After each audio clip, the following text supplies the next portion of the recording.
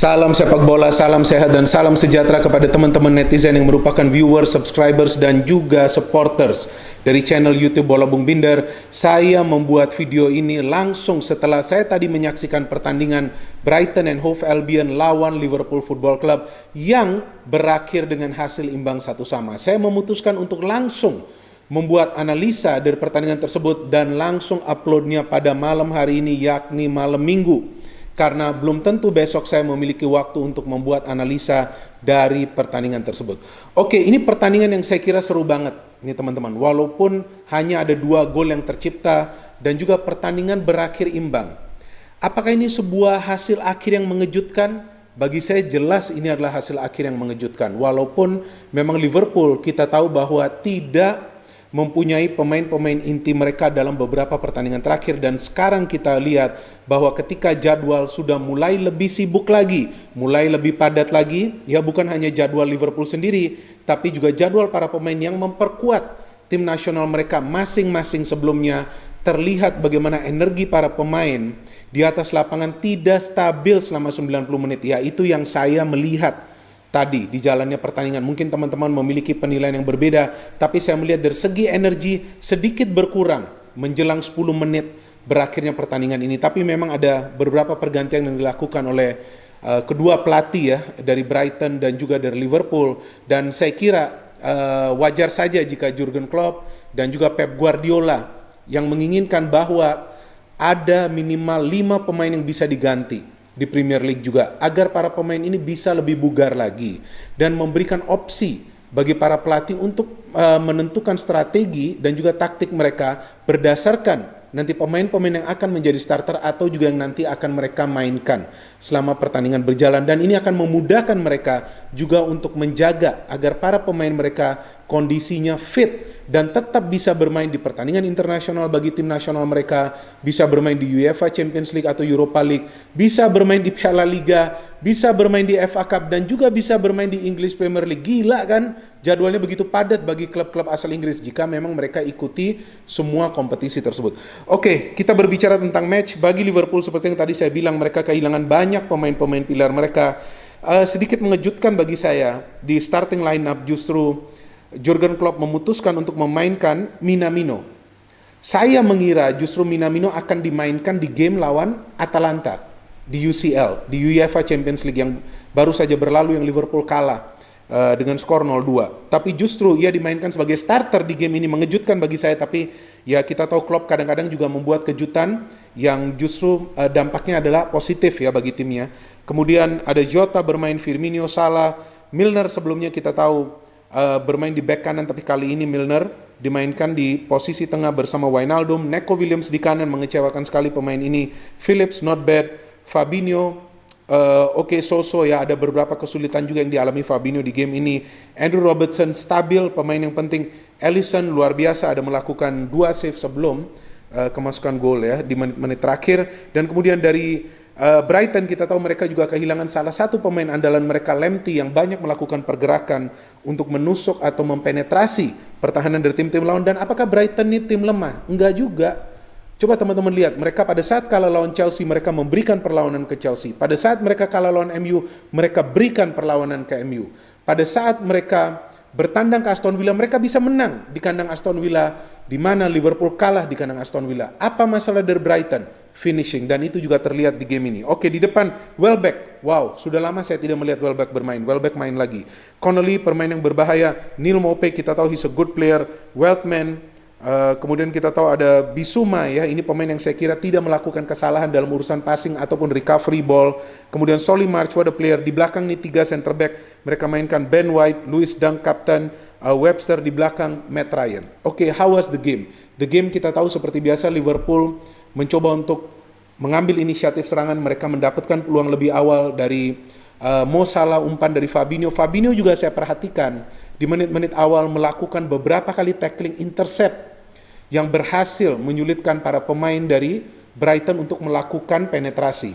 Dan pemain tersebut kita tahu adalah Neil Maupay. Ada juga Connolly yang 2 kali ia mampu melakukan tackling untuk merebut bola dari Connolly. Pemain yang juga setelah Mo Salah mendapatkan peluang bagi Brighton umpan true pass yang luar biasa dari Neal Maupay yang membuat Connolly berhadapan dengan Ellison, tapi sayang ia tidak bisa melakukan shooting yang sempurna, dan justru peluang terbaik bagi Brighton di babak pertama saya kira ya selama 45 menit jalannya babak pertama itu terbuang. Sayang sekali, padahal itu adalah momen terbaik bagi Brighton untuk mencetak gol pembuka dalam pertandingan ini.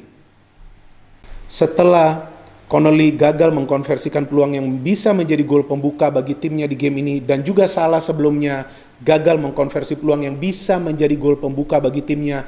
Salah yang mendapatkan peluang sudah mencetak gol, akhirnya gol tersebut dianulir karena setelah VAR check and review mungkin hanya beberapa sentimeter ya, ia dianggap offside. Tapi itulah VAR, begitu teliti mereka mengecek pemain ini offside atau tidak. Bahkan mungkin jika jarinya saja keluar dari garis yang onside itu, ia akan dianggap offside. Menyakitkan sekali tentunya, karena umpannya juga sudah bagus saya kira dari Firmino, dan juga Salah sudah melakukan akselerasi, finishing yang juga sempurna. Tapi disitulah kita melihat drama-drama yang terus terjadi ya, dengan adanya VAR. And then Brighton kita tahu mendapatkan peluang dari penalti, memang Williams melanggar Connolly, umpan dari Bissouma yang memang melakukan beberapa akurasi dalam melepaskan passing, dan Williams jelas mencoba menahan Connolly dalam urusan bergerak ya, melakukan pergerakan, kemudian ada kontak di dalam kotak penalti, dan sayang sekali bahwa peluang penalti tersebut gagal dikonversi oleh Neal Maupay, dan beberapa menit kemudian justru ia harus meninggalkan permainan karena cedera. Di babak kedua saya kira Klopp melakukan pergantian yang memang diperlukan. Artinya Klopp tidak terlambat bereaksi. Ia menggantikan Williams, memainkan Henderson bermain di tengah, Milner pindah ke kanan. Memang Milner seperti yang pernah saya jelaskan tidak memiliki kecepatan untuk naik turun, tapi paling tidak untuk menjaga pertahanan ia bisa diandalkan. Memang Brighton terus mendapatkan peluang, saya kira Welbeck juga mendapatkan peluang untuk mencetak gol yang di save oleh Ellison, dan mereka terus memberikan long ball passing yang sebetulnya saya melihat membuat Fabinho ini kewalahan. Tapi tetap saja ada Phillips yang bisa beberapa kali melakukan recovery. Dan kemudian yang memang ditunggu-tunggu, Liverpool akhirnya mencetak gol pembuka ya. Memang Robertson ini pemain yang sangat berpengaruh dalam urusan melakukan pergerakan di sektor kiri. One pass to Salah, one pass to Jota melakukan gerakan individual mencari angle yang pas sebelum melepaskan tembakan atau tendangan, dan berhasil membuka gol bagi Liverpool di game ini. Brighton memang tidak putus asa, mereka terus mencoba menyerang, dan sayang ya mereka justru kesulitan mereka ini justru untuk mencari akurasi dalam melepaskan tendangan ke arah gawang tim lawan yang terus terlihat di game-game mereka sebelumnya dan juga di game ini. Ada sebuah free kick dari March yang juga masih bisa ditahan oleh Ellison, tidak begitu berbahaya, dan kemudian ada free kick ya dari Liverpool yang saya kira juga itu meragukan tuh free kicknya, karena tampak bahwa pada saat memang terlihat Jota ini dilanggar oleh White, sebetulnya saya melihat White ini sudah bisa menjauhkan bola terlebih dahulu, Ben White sudah bisa menjauhkan bola terlebih dahulu dari Jota, tapi wasit melihat bahwa pelanggaran yang dilakukan oleh White ini berbahaya. Dan Mane sebetulnya sudah mencetak gol, tapi lagi-lagi VAR menganulir gol tersebut, dan memang kita melihat Mane melakukan pergerakan lebih dulu sebelum line of defense dari Brighton. And then yang memang dikhawatirkan menjelang pertandingan berakhir, ada kontak dari Robertson ke Welbeck. Ya, ini saya bingung nih. Sebetulnya Welbeck ini kan tidak dalam posisi atau ruang yang memang memungkinkan dirinya untuk melakukan shooting.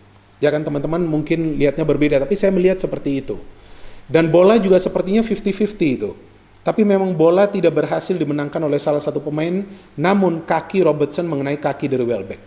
Dan ada VAR check and review, Brighton diberikan penalti, dan Brighton bisa mengkonversikan penalti tersebut melalui Gross.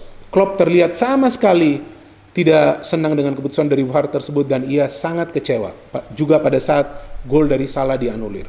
Ya, tapi disinilah kita melihat VAR sudah sesuatu yang memang tidak bisa ditolak ya, keputusannya mutlak, dan di sini mengurangi juga mungkin kewibawaan dari wasit-wasit yang bertugas di English Premier League, karena beberapa kali kan terjadi koreksi dari keputusan mereka. Jadi artinya terlihat bahwa kuasa dari wasit-wasit di Liga Inggris ini jauh berkurang sekarang. Juga konsistensinya dalam memberikan keputusan. Nah, ini berbahaya nanti ke depannya jika begini terus. Walaupun saya tidak mengatakan bahwa VAR itu salah, ya, jadi jangan salah paham. Karena VAR juga dicek berkali-kali oleh wasit lain yang berada di ruang VAR, dan biasanya ada 2 wasit juga di sana, ya, yang merupakan wasit utama yang untuk mengecek VAR, dan ada juga asistennya di ruang VAR. Itu yang saya ketahui. Jadi saya tidak menyalahkan VAR. Cuman VAR ini terlalu teliti. Kontak pelanggaran, handsball pelanggaran, ya kan? 1 senti offside. Ya mau gimana? Jadi sekarang sepertinya sepak bola ini sudah seperti mechanical play, ya, permainan yang seperti apa, terlalu bergantung kepada teknologi. Ya, tapi yang namanya perubahan teknologi itu sulit juga kita tolak. So sayang sekali Liverpool tidak bisa menang di pertandingan ini, tapi saya kira tidak ada salah Klopp dalam game ini. Ia sudah menurunkan pemain-pemain yang ia nilai pantas diturunkan dari segi kebugarannya juga. Sayang sekali Milner tidak bisa melanjutkan sisa permainan, dan di sini saya kira yang bisa kita pelajari bahwa para pemain tentunya perlu lebih waspada di menit-menit terakhir, terutama pada saat terjadi scrimmage atau peluang di dalam kotak penalti. Ya, beberapa kali ini terjadi di English Premier League dan juga di pertandingan-pertandingan Liga Eropa lainnya. Waspadalah karena ada VAR. Thank you for watching this video. No hate, only football. Salam sepak bola.